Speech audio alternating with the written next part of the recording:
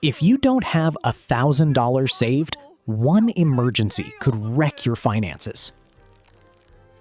A car repair, a medical bill, or a broken phone. And suddenly, you're borrowing money just to survive. I just don't But understand it.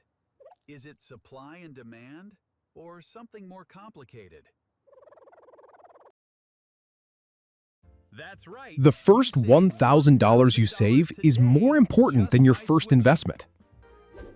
Why? Because it creates a safety net.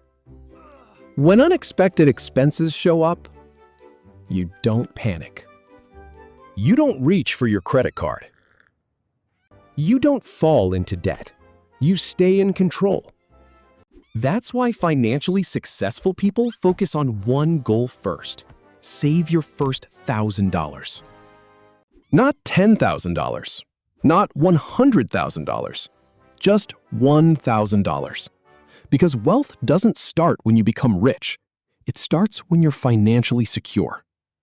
So tell me, what's your emergency fund right now?